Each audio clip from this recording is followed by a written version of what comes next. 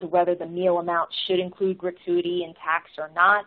I think we feel that's pretty straightforward. I think CMS even provided us with guidance on that, but your vendor may not be clear on that. So it's really important that you have an understanding as to what they're using as their meal amount that they are ultimately dispersing.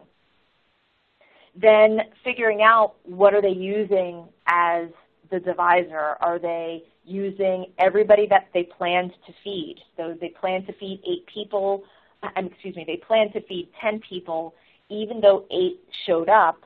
If they paid in advance for those 10 people, did they calculate a per capita amount and then just assign that per capita amount to the 8 people, which means that the amount for the 2 people kind of goes into oblivion, and you have to figure out, well, what do you want to be done with that as well? Is that reportable?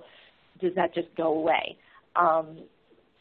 It may be reportable as an aggregate expenditure. You may decide on that, but you should have some sort of rule for that expenditure. Or do you just take the meal amount and you divide it by the 8 people? Too bad.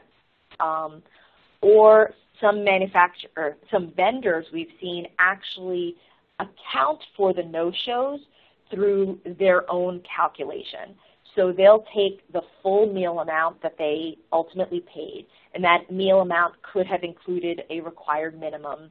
Then they'll subtract some unused meal minimum from that amount, and then this revised amount will be what they actually divide amongst the actual attendees.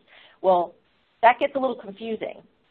And some vendors we've seen do this, and actually when we analyze and reconcile, they've done it really, really well, and it's perfect.